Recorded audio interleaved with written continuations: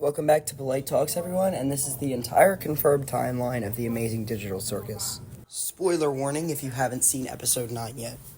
It all starts when the company CNA is founded in 1992. At least that's when I think it was. We don't know anything about who ran the company, but we do know a couple people who worked there. Grant Best and his wife Destiny, and Mike Dobby. Mike was known to be smarter than everyone else who worked at the company. His ideas were described as bizarre and abstract, and nobody else could figure out what he was thinking. Another important thing to note is that he had brain cancer. The main goal of this company was to create an artificial intelligence that could successfully build things on its own. Creative AI. Their first semi-successful attempt is known as Kane, though he wasn't originally called that. However, Kane never really worked the way he was supposed to. He created results that the company wasn't happy with, and so they locked him away.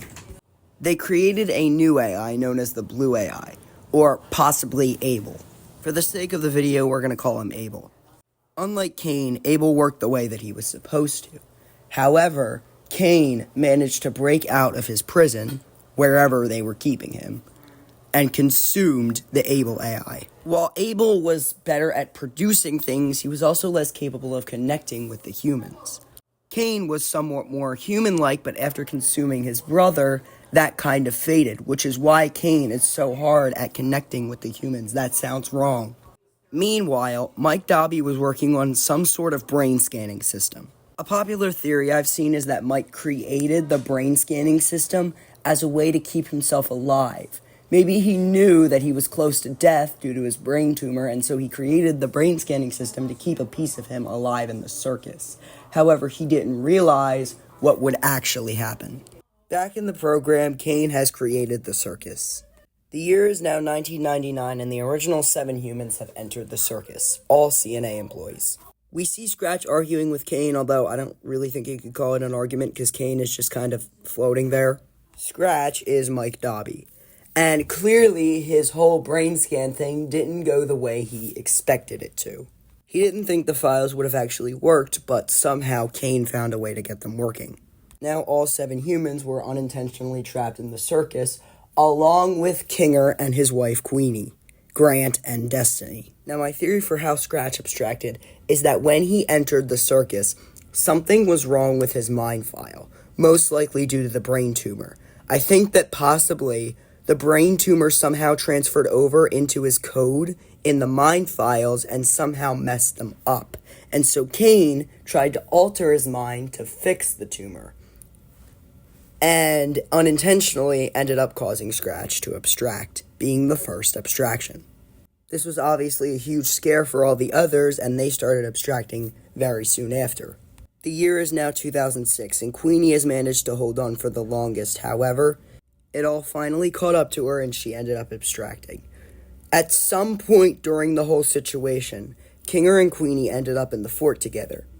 The darkness seemed to have calmed down Queenie, just enough for her and Kinger to touch one last time. After this, she gets sent to the cellar, and Kinger is alone for a very long period of time, up until the year 2008. In 2008, a girl named Susie puts on the headset. She worked in real estate, and she entered during the same year as the global financial crisis, which probably has significance. In episode 5, Pomni and Zubul both mention that they explored abandoned buildings, which clearly shows that the CNA building is abandoned. This explains how Susie ended up there. She was probably exploring the property to try and sell it because of the financial crisis and put on the headset and ended up in the circus. She enters the circus, and her name is Ragatha. After she enters, Kane seems very surprised that she was even able to enter at all, saying he was hoping new minds would show up. This shows that Kane had actually no idea whether he could bring new minds into the circus or not. By this point, Kinger seems to have forgotten his own name. Kane says he needs to make some new preparations for the breakthrough. This was probably when he started creating adventures for them. He thinks he finally has a grasp on how the whole thing works. This was also probably when he created Bubble as a companion to make the circus not feel as lonely. After this, not much is really mentioned. There's 4 abstracted characters who were never confirmed, nor mentioned at all. Like, we never even seen them in flashbacks, so we still have no clue who they are. But let's just assume that they all entered and abstracted around this time. And at some point in all of those arrivals and abstractions, both Ribbit and Kaufmo also joined. But by the time Jax joined in 2013, all those other characters besides Ribbit, Kaufmo, Ragatha, and Kinger were gone. Speaking of Jax, in 2013, a guy named Leroy Mateo has a huge argument with his mother. After telling her something deep and personal, she lashes out at him, and then she hugs him. He doesn't know what to do, so he pushes her onto the floor. Not knowing what he did to her and afraid, he runs away. Based on the flashback scenes, at some point he ends up behind the wheel of a car, and then he enters the circus after finding the abandoned CNA building. When he puts on the headset, he's immediately consoled by Ribbit, and by the time he gets there, the only people there, as I already said, are Ragatha, Kinger, Kaufmo, and Ribbit, which means that all those other unconfirmed abstracted characters had to have already entered and abstracted. Jax, Ribbit, Kaufmo, and Ragatha become friends. At some point during all of this, Ribbit and Jax have a talk in Ribbit's bedroom, where Jax tells her the story of what he did to his mother. He tells Ribbit there's much he regrets about that day. Ribbit tells Jax that his secret's safe with her. However, Kaufmo rings the doorbell, interrupts them, and completely ruins literally everything. From this point on, Jax starts pushing Ribbit away. He tells Ribbit that everything he said was fake at first, telling her it was a cringy backstory from a Hallmark movie. Then he just completely gives up on trying to pretend it was fake and just has a full-on argument with her at the Snowy Mountain adventure. This leads Ribbit to abstract, possibly a couple days later. After Ribbit abstracts, Ragatha tries to comfort Jax, but Jax tells her to never let anyone know about Ribbit ever again, and to keep it a secret. Ragatha promises. At this same time, a girl named Zoe Ragavan puts on the headset and enters the circus. She becomes Gangle. Her mask instantly breaks, and Jax names her Gangle because he thinks it's stupid as she looks. Kane pops out of nowhere and just decides that that's going to be her name now because reasons.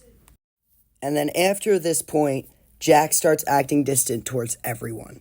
Then at some point in between this and Pomni's arrival, Riley Vercellis arrives and is named Zubul. We really have no clue when they actually entered the circus, we just know it was in between Gangle and Pomni. Now Kane has heard how much everyone wants to leave the circus, and so he created a fake exit door, because that's what he thinks they want. He doesn't know, his mind can't comprehend that there is actually a world outside of the circus. The only thing he knows about the macroverse is the CNA building, which is why the exit door is just a bunch of the CNA office. So he creates the fake exit door because that's what he thinks the humans want, and he tests it on Kaufmo. Kaufmo hallucinates and starts seeing the exit door, and eventually he's able to conjure it for himself. When he does conjure it, he starts going insane. It's now 2017, and a girl named Abigail Brooks is exploring the abandoned CNA building when she finds the headset and puts it on, just as Kaufmo abstracts. At first, she starts hallucinating and seeing the exit door too, until she's finally able to conjure it for herself. However, Kane saves her when she ends up in the void and brings her back. He brings Kaufmo to the cellar, and then in episode 2, we see her connect with an NPC, Gummy Goo. Kane instantly deletes him after she tries to bring him back to the circus. The next adventure is Mildenhall Manor. In Mildenhall Manor, Kinger tells Pomni about his wife, and we also find out that he's lucid in the dark. In episode 4, Zubul gives Gangle a happy mask that shouldn't break, but it starts to make her manic. Around this same time, Kane is starting to realize that they really don't like his adventures when the first time they try the suggestion box. He doesn't know that what they want isn't what he wants. He thinks that if he messes up one time, this automatically means he's a failure. He doesn't know the difference between trial and error and a failure. This will ultimately be resolved later. In episode 5, the same thing happens. Kane eventually just gives in and tries all their suggestions and tries to teach them a lesson after the adventure by telling them that all their ideas basically suck, and refusing to use the suggestion box again. By episode 6, Kane is finally fed up with it all, and after a huge argument, eventually just comes up with the guns adventure. This episode is where we see a lot of the characters reveal their true selves. Gangle and Zubul learn to accept themselves. Ragatha learns that it's okay not being there for everyone all the time.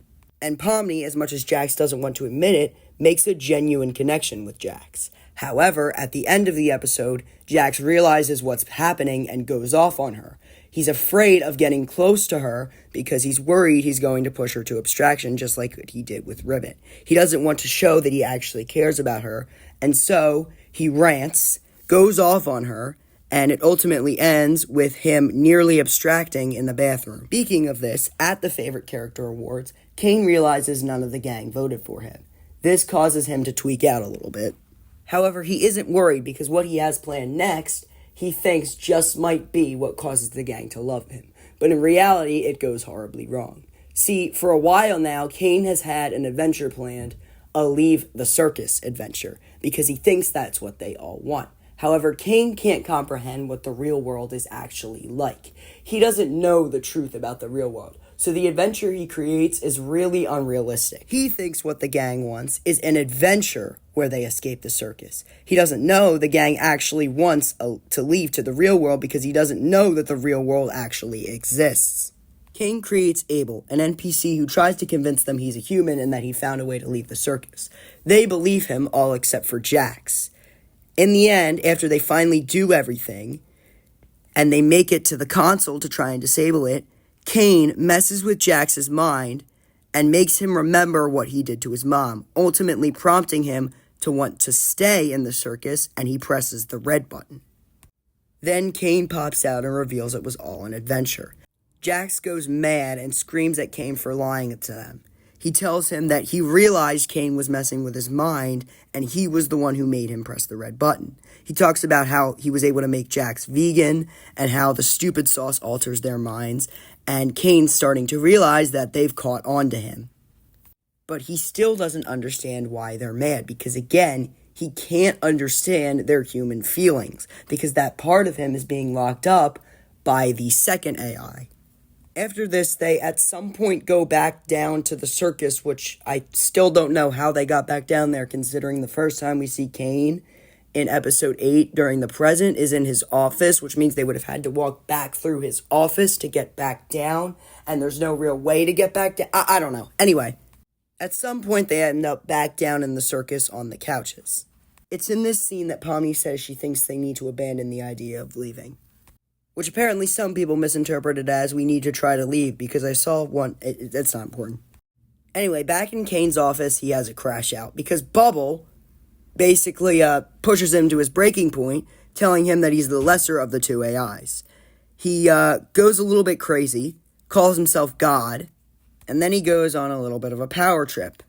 And after an insane musical number, the gang goes into the cafe where they try to talk about a solution to deal with Kane.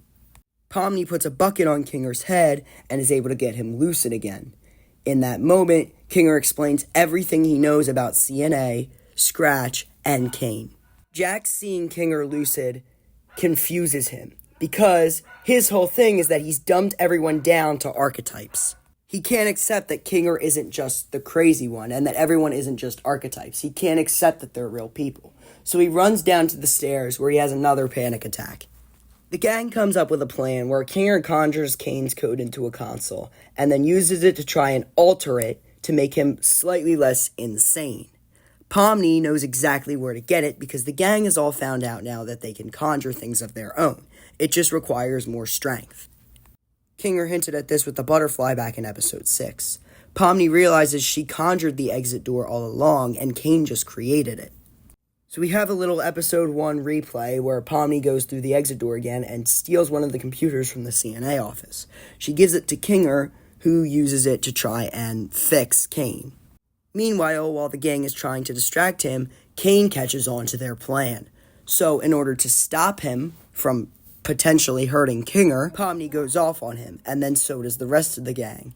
And then the best scene in the entire show takes place, where Kane completely glitches out, basically turns into Am, tortures them all, and then brings them back, smashes them at the wall, and basically screams in their face, telling them he didn't ask to be created and that he just wanted to fulfill his purpose. Then Kane starts messing with the computer, and in an attempt to stop him, because apparently Bubble's just on their side now, Bubble interferes with this by deleting him altogether. Kinger tries to get him back, but then, after King gets deleted, the circus starts deconstructing, and the floor opens up, the computer falls through. He's forced to run over to the gang, where he tells them he thinks he accidentally killed Kane. And then, Zubul realizes that their swears aren't censored anymore, which means he really is gone. Jax goes off on Kinger, and then Kinger reveals that while he was accessing Kane's code, he saw a folder full of mine files. And this is when he finally realizes that Kane somehow found a way to get them working. Which means that Scratch's brain scans had actually worked. Jax goes off on everyone now, saying that it means Ragatha still gets to hang out with her mother, and Zubul still gets to leave her mark in the world. He's then about to say something about himself, but then cuts himself off and walks away. And then, after everyone cries for about, a good few minutes, everyone eventually comes around after Kinger has a talk with Pomni, and they start rebuilding the circus using their conjuring ability. Jax is about to say something to Pomni, but ultimately decides not to and walks away, and then just casually abstracts. Then Zubul punches the wall in the most cringe, pathetic way possible. And then Ragatha tells Pomni everything she knows about Ribbit. Pomni hugs her, telling her that she's the first real friend she made in the circus. And then Pomni goes off to try and help Jax. She goes into the hallway where she shoots all the lights out, making it dark, which calms Jax down. Then she hugs him, and he lets her enter his mind. In his mind, we see a series of doors. The first door is if Ragatha abstracted. We see him finally broken. He tries to choke Pomni to death, and then he acts like he's all fine by telling her that they can't die from oxygen deprivation.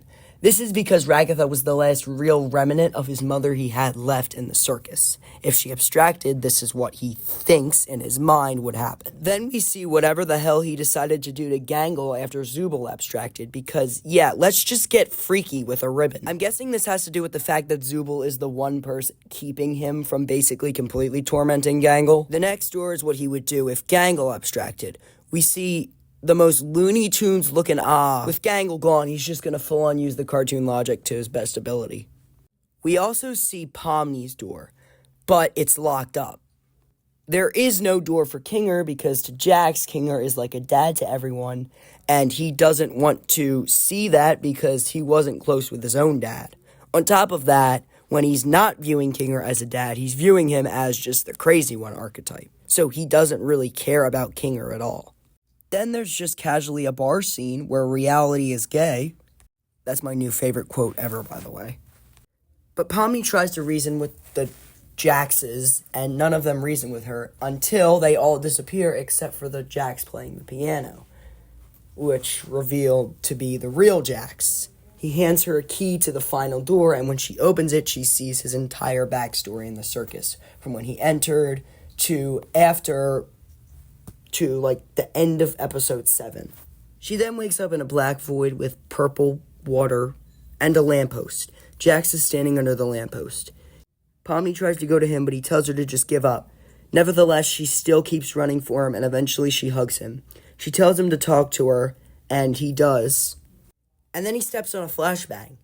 If you're for some reason still watching this and you haven't seen it yet, that makes absolutely no sense in the context. But I'm talking about back in the real circus. His abstracted self steps on a flashbang that's just casually in the hallway for some reason.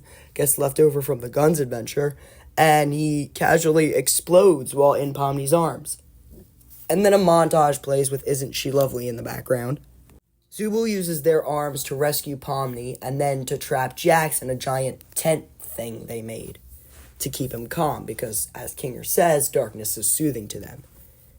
Then Kane wakes up in the void. He argues with himself.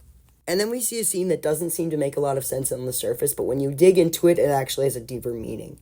The entire scene is Kane trying to get to this door that has all of the truth about the humans inside of it.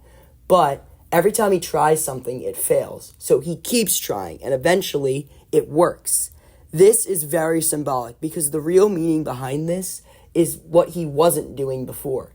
As I said before, every one of his adventures, when he did something that he didn't think the humans liked, he automatically called it a failure without trying ever again to try and fix what he did wrong the first time. He doesn't know how to fix his mistakes, and this is him learning to do that.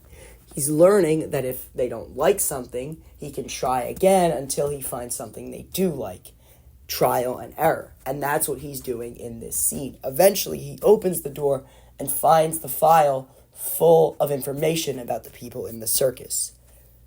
All of their real names, everything about them. He then randomly gets teleported back to the void with no explanation whatsoever, and he realizes he was in the wrong.